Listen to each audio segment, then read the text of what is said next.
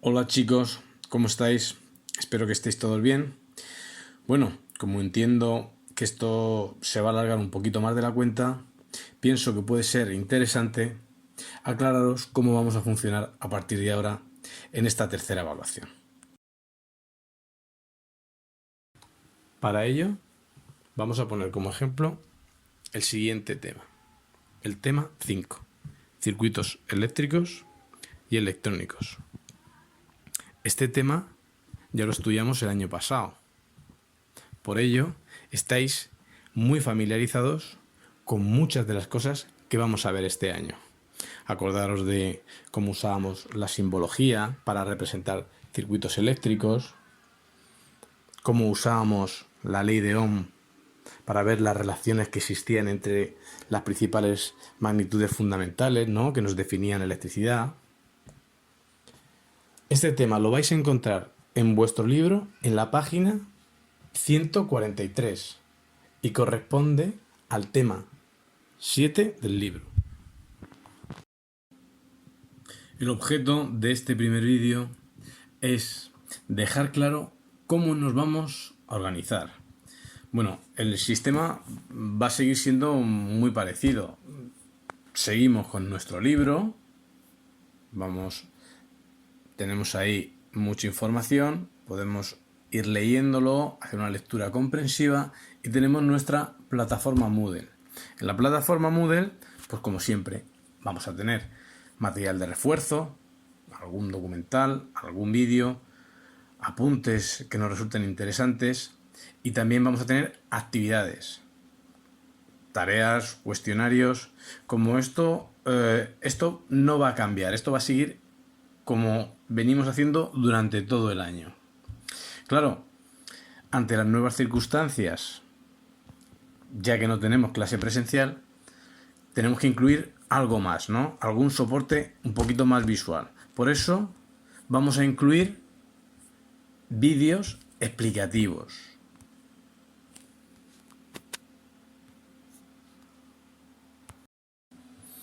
Claro, esto sí que supone una novedad, pero es algo necesario, ya que como parece ser que se va a alargar un poquito esta fase no presencial, pues necesitamos alguna ayuda visual, ¿no?, que nos dé algo de cercanía.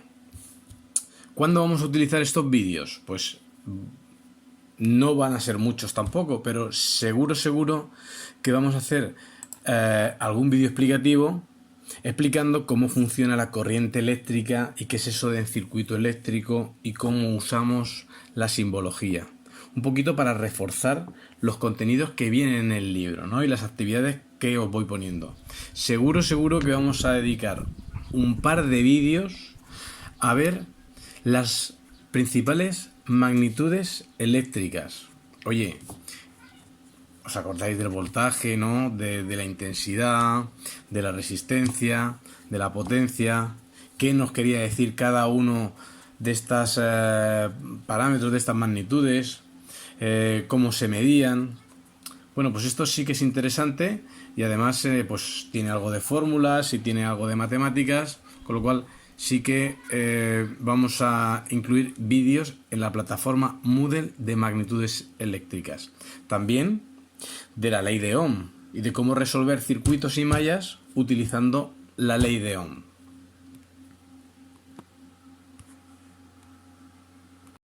Es interesante este tipo de aclaraciones online, ya que nos va a permitir poder explicar de una forma un poquito más cercana pues este tipo de problemas. Por ejemplo, cómo se relacionan las tres magnitudes fundamentales mediante la ley de Ohm. Por último, también comentar que incluiremos algún vídeo explicativo relativo a tipos de circuitos. Todo esto en lo relativo a circuitos eléctricos, pero como sabemos, el tema 5 incluye tanto circuitos eléctricos como circuitos electrónicos. Y quizás, a modo de introducción y ya para acabar este vídeo, pues podría ser interesante que recordáramos esas diferencias que existían entre los circuitos eléctricos y los circuitos electrónicos, que aunque similares, pues sí que hay unas diferencias fundamentales. Si os acordáis, La primera diferencia era que los circuitos electrónicos pues eran mucho más pequeñitos, ¿no? Estaban montados sobre circuitos integrados, sobre circuitos integrados, ¿no? Esas plaquitas sobre las cuales se hacían esas conexiones y se ponían esos circuitos impresos. Sin embargo, los circuitos eléctricos pues ocupaban mucho más espacio, eran tendidos eléctricos muy grandes. En cuanto a los voltajes, los circuitos electrónicos pues se manejan entre voltajes entre 0,5 voltios o 12 voltios, por ejemplo para la placa de Arduino.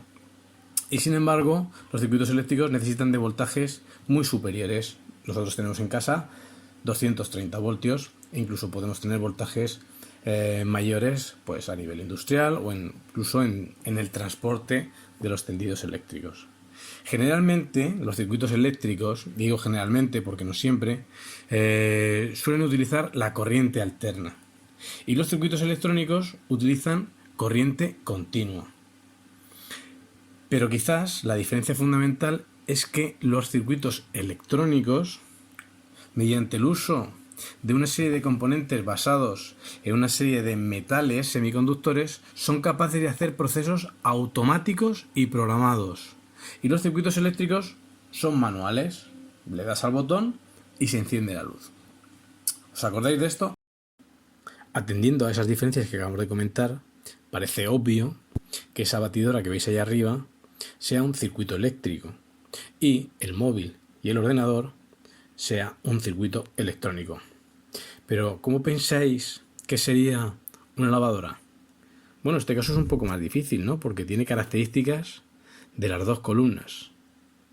Y es que muchos de los objetos tecnológicos que utilizamos necesitan los dos circuitos.